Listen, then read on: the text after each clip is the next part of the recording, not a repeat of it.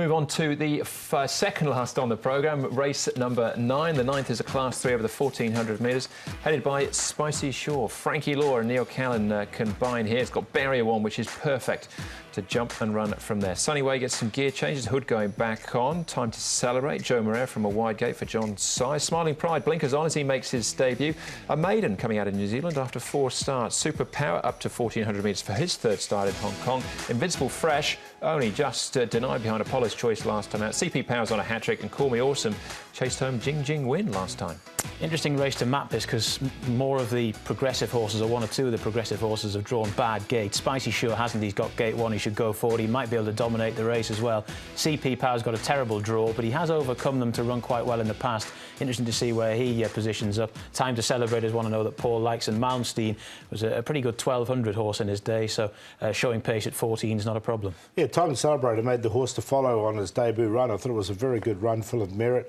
He's had plenty of work since then, and he's come on nicely. He has improved. This was his gallop on the 29th of October, followed up by one here on the 2nd of November as well. So it's 2 nice gallops. I think he's a real typical nice, big, strong horse, John Size trained. So I do like him. He's got barrier 13, but as we saw on that speed map, he should be able to get across. Mr. Potential, I thought, was very unlucky at his last start. And he's come up as about a $10 chance. He's moving well, and he really caught the eye. He's won off a similar rating before as well. He's rated 69 and has won off 65 before. And Call Me Awesome's an interesting one. He's a horse that can pull it sometimes in his track work. You can see him just really taking off here. A real quick time with Karis Teeton aboard.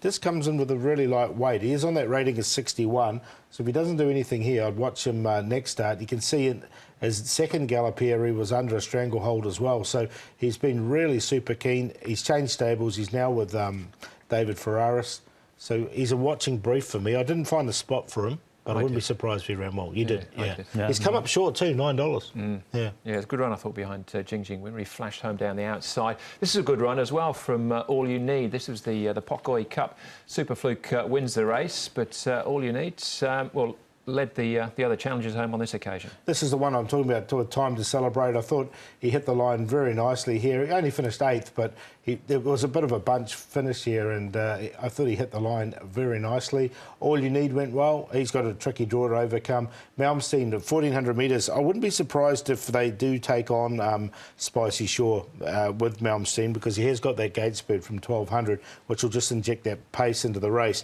Time to Celebrate like him going from 12 to 14. And Super Fluke, of course, has won again. Yes. So it's a good form race. It wasn't a Super Fluke by any stretch. Spicy Shore, then, we're seeing is that the likelihood of barrier 1's perfect. Maybe just overcooked it slightly in front last time? Possibly. There were pretty strong sections that he ran. So I think if he can get to the front and Neil Callan can just boss the race and not go quite as quickly this time, he's going to be pretty tough to pass. The flip side is, given that Frankie Law's going so well, he's not going to be much of a price. And if he's had winners prior on the card as well, he's going to be on the short side. But I thought this was a decent effort in a good race, and I think he might get a little bit closer this time. Yeah, look, I've got him in the numbers as well. I think he can run well, there's no question. As you say, John, if one of St Paul's and Midnight Promise have got on top earlier on, he could come up $1.50, $1.60, $3 now. All right, yeah, his first treble midweek. Frankie could be looking at another one then on a feature race a day.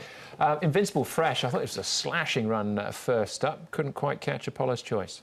He's going well for the new stable with Ricky Yu now, this horse. He galloped down the back straight as well during the week, and it wasn't a bad, I almost showed that piece as well.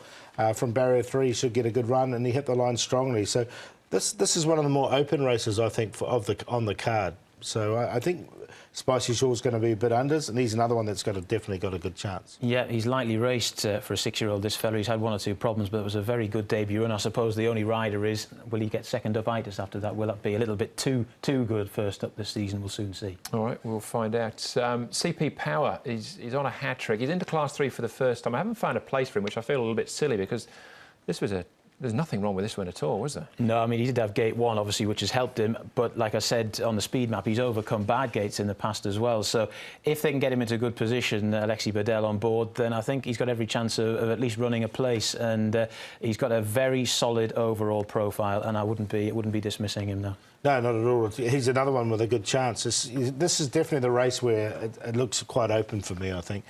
I think Spicy Shore's going to come up short, so that everything else is going to be a decent price. So, again, an open-looking ninth, Paul? Yeah, really open-looking race, and I've got time to celebrate on top. I think we'll get double figures or close to it. It's Joe Moreira, so maybe not, but $6, $7 anyway. I'm going to put him on top, so I think he could be a good each-way bet in this open race. Mr. Potential was unlucky last time, as I said. I think he'll run well. Spicy Shore will start favourite. Pretty sure about that.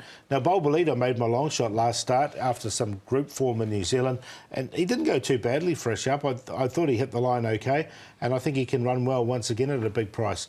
So I went 4, 9, 1 and 2, but I went each way on the 4. Yeah, there are quite a few chances here, so if you fancy quite a few that aren't on this caption, I wouldn't put you off them. Spicy Sure, I don't really like $3, but I think he can get into a situation where he'd be a tough nut to crack out in front, so I've got him on top. Call Me Awesome, I think it was a good run last time out. Gate 9 is not ideal. Might have to loop them a little bit, Karis Teeton aboard this fella, but he's got that lightweight, and I think there was enough about that run to like, and he did win towards the back end of last season. Invincible Fresh has to go in on the basis of what he did. Hopefully he doesn't bounce, and CP Power, I needed to find a place for as well. And I think as far as the value's concerned here, win in place on Call Me Awesome, who hopefully might get double figures about him, and I think he could be decent value. Yeah, I'm on the same page as you, John, there for sure. Call Me Awesome. I thought it was an eye-catching run. That's the ninth. One more to go then. Race number 10 plus all the best bets. That comes up next.